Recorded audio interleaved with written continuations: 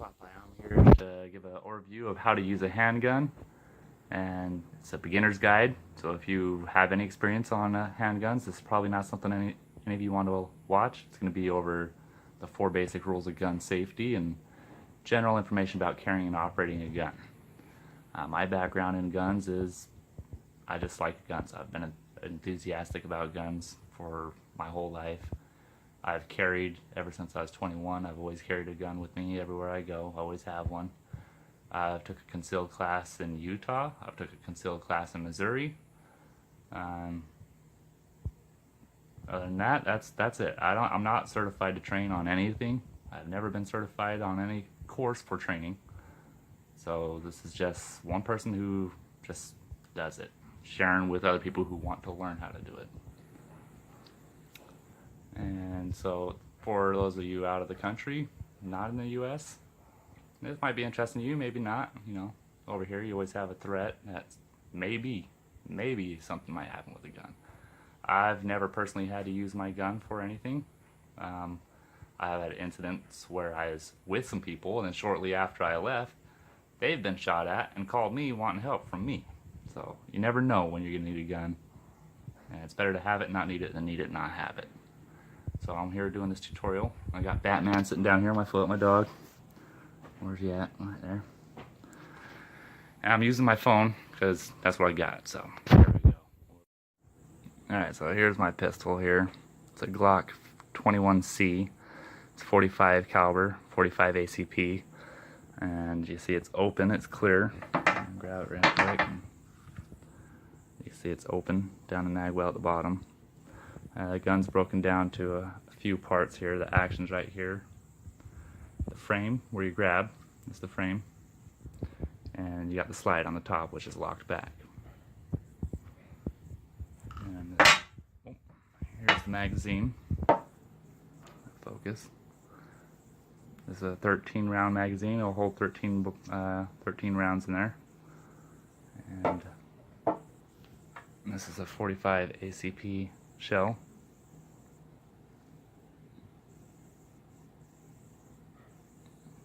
That light's too damn bright. Let's see if we turn that down a bit. That'll really help. This is a hollow point, and that's good for personal defense. You don't want your bullets to overpenetrate and fly through and hit something else other than your target that you're shooting in a self-defense situation. So we're going to start talking about how to hold the gun. Or first we need to go over the safety rules. Never point at anything you don't want to destroy. So you never want to point the gun at anything you're not willing to destroy. Keep your finger off the trigger. That's a big rule. Don't ever, keep the booger picker off the bang bang switch. And always treat the firearm as if it is loaded. And make sure that you know what you're shooting at and what is beyond what you're shooting at. If you're out somewhere shooting across the field, you got to know what's on the other side of your target you're shooting at, because you're responsible for wherever your bullet goes and whatever you hit. So that's something you want to be careful for. So I'm going to talk about sighting, looking through the sights. You're going to be looking down. You can have it set pretty much like that. So say we're going to shoot, let's see that candle up here. Hold on, it's pretty tricky. We're going to hold it just about, sorry, I'm a little crooked. I'm not good at shooting through a camera. Right there, that'd hit it. That's going to hit it right there. I'm all wobbly one-handed like this. Rubbish. But that's just to give you an idea of the sight alignment. You see it's got a little notch right here at the front, and you want to get that lined up in the notch at the back, just sitting right below what you want to hit, and you're gonna take care of it. So then we got to talk about the gripping a firearm. That's something that's pretty important to know. to shoot. A lot of people get it wrong, and so that's something we need to go over. Go over proper gripping of the firearm. You want to take your hand and stick it straight into the back of this beaver tail right here. Get as high as you can. You want to be way up there. And wrap your fingers around and your index finger high up to the side. Yeah, don't want to be near the trigger well. Don't get used to having your finger down here. You want it up out of the way. You want to get used to getting your finger out of the way of the trigger well. Keep your finger off the trigger at all times. On the opposite side, you're going to come like this and put your thumb right in there and wrap your fingers around. And that's the proper grip that you're going to want for your firearm. That's going to give you the most stable, best way to shoot. Now, a lot of people will, out of habit, I don't know why, but everybody does it, they grab the gun like this at the back. You don't want to grab it at the back. I've seen people grab like this. I've seen people grab like this. This slide is going to come back, and you see it's touching my thumb right there now. And so if you have your thumb back there when you shoot, it's going to come back and peel the skin off. I've seen it happen many times. I've seen people bleeding from it. It's not good at all. Just keep your thumb away from there. Use this shape. Get it on here like this. That's the best way to hold it. Now you want to have a stance when you are shooting. You want to be leaning into your shot. You don't want to be leaning back. You want to be going forward so you have a better control over it. Don't go also you're going to fall over. You want to be comfortable, stand comfortable, and lean into it with some confidence, and you're not going to have a problem shooting it at all. So, this firearm here. So, you got the mag well at the bottom. You'll take your magazine, and it inserts in the bottom. Until it clicks, then you can pull back and release. And now this weapon is hot, it's live, it's got one in the chamber. This weapon, you'll push this button here, and the magazine will come out, and you'll clear it. And lock it back so it shows it is clear. You can see down the mag well, it's empty, it's no longer in there. Pick that up real quick off the floor so the dog doesn't chew it. And that's the basic overview of using the gun, how you want to grip it, how you want to hold it. Now if you are going to carry a gun with you, you will want to have a holster. This is my holster I originally got with this pistol. It's an out of the waistband Phobos holster, you see, and I love this holster. I've carried it years with this. And when you put the pistol in there, this pistol doesn't have a safety. When I'm in here, the safety is the trigger. The trigger's blocked off. Nothing can get to that trigger to activate my gun. And I have, at Walmart one time, I was riding a ripstick, wearing this holster with this pistol, and I can't ride a ripstick.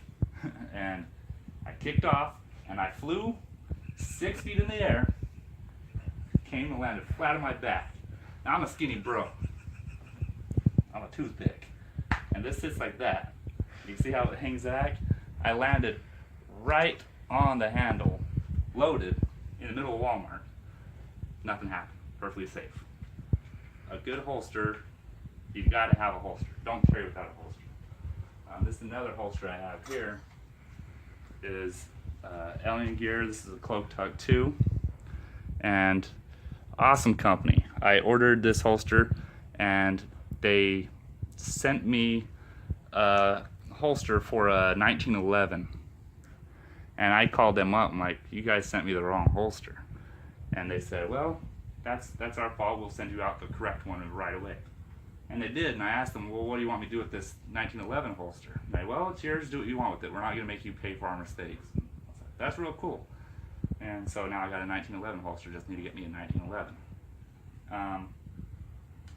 This holster has these screws on here, and you can tighten these screws up to adjust the tension of the firearm inside the holster. So put it in there, and I can screw those down. It'll make it tighter so it won't fall out. I can tighten it up as more or less depending on what I feel. And this would just tuck inside my pants, and you can also adjust the height of how far down into your pants it will sink. This is an IWB in the waistband holster, and I recommend this company because they got lifetime warranty on their stuff. I've lost some of these screws, and I've called them, and they just sent me a replacement free of charge. Real good company to work with. They're awesome. So that is something I'd recommend as a young gear. I like their stuff, but for everything, you always want to go to a store, try out what's comfortable for you, because what's comfortable for me might not be comfortable for others. Like I said, I'm a twig, so things sit differently on me. This is a huge gun compared to other handguns. This thing's massive, but I carry it comfortably. It fits in my hand comfortably. I got some long, skinny banana hands, and it's comfortable. I like it, so that's what I prefer to use.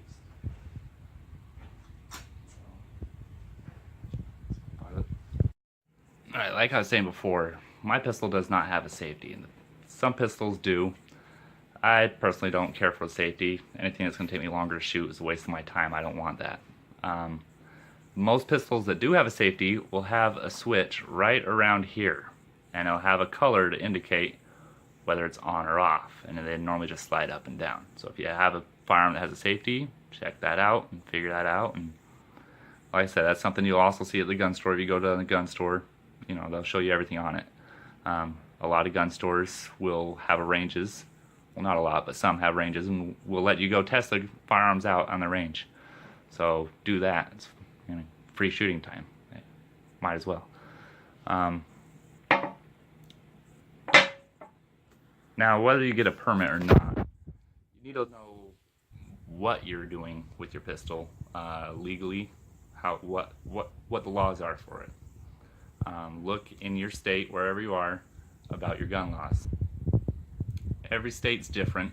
You know, Hickok 45 calls them free states, and those are states that have better laws for your own self-defense, the better gun law states.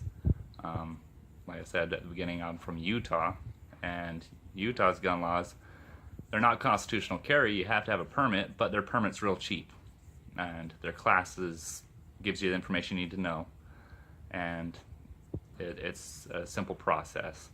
And after you have that permit, in my opinion, Utah has some of the best laws. If you have the permit, you can carry pretty much anywhere. You can carry in a school, you can carry in a bar, you can carry a lot of places. Now, this is what I used to know. I don't know. I haven't been there for 4 years, so it's probably changed. So whatever I just said, that's not legal advice. Look into your own stuff. Look into your laws. You want to know for yourself. Don't ever take anybody else's opinion on it. Always do your research and find the laws in your state where you can and can't carry. I moved out here to Missouri, and I had to get a Missouri concealed weapons permit. And now, Missouri went constitutional carry, and I like that because anybody can carry a concealed weapon in the state without having a permit. And a lot of people think, well, that's stupid. You shouldn't be allowed to carry a gun without taking a class. I think it don't matter, you know. Like I told you, I took a concealed class in Utah, and I took it out here. I still had to take it out here. I moved out here. I've had a permit since I was 21. I was 30 when I took the Missouri class. I had to take the Missouri class.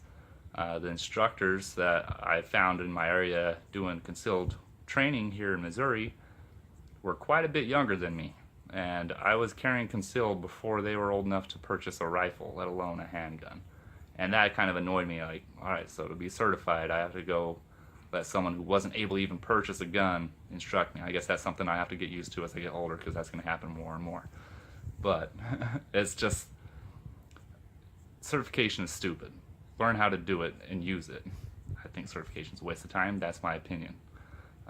There's nothing to stop you from learning. I don't think you need a piece of paper to say you know how to do something. If you know how to do it, you can do it. And that's just my opinion. That being said, Missouri is constitutional carry. You do not need to have a permit out here in Missouri. Missouri's class, though, if it's something you are interested in doing, it's a full day. You got to go take a class, and you got to do some range time, and you have to shoot and qualify on your target. And I'm not sure what the costs are now that we went to constitutional carry. Most classes around me were charging $75 or more to do a concealed class, and after that you have to pay to the county and the state a combined fee of $100. to get your permit processed and have to get fingerprinted and run your background check through the state.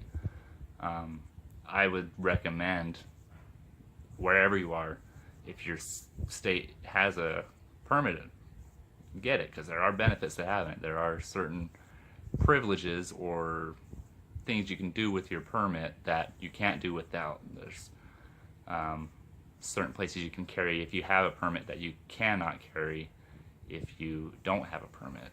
If you happen to go into a gun-free zone in a certain type of facility, I'm not going to go into the particulars of it, but there's certain places you could go where you're not supposed to have a gun. If you have a permit, it's not a criminal offense. They just ask you to leave, and if you refuse to leave, then you can get in trouble, get like $100 fine or something like that. But if you don't have a permit and you're in those places, you can get charged felonies. And so that permit does have its benefits. And even still, like I said, I'm not one for certifications and classes, but I do recommend take as many classes as you can. Get all the information you can.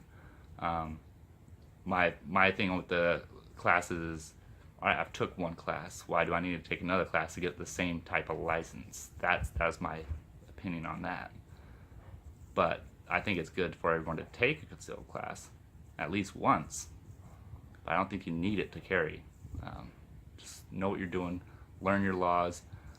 If you travel a lot, go from state to state, there is an app that I bought, and I found it very useful, Legal Heat app. It's got a lot of stuff about carry laws, and it gives you an overview of each individual state. So if you're traveling state to state, you can find out what it's like in these different states. So that's a very helpful tool to have if you travel. That's something you want to get. But it's just an overview, just basic instructions on how to use this particular weapon, or basic overview of how to use a handgun. You guys have any suggestions on anything else to do in the future? Anything. You want a basic overviews how to do whatever, mopping the floor, driving a car, rifle tutorials. Leave a message in the comment. Let's throw some ideas. If there's something I can do, I'll do it. Let's just do something fun. Anyway, I'm out. Carry on always.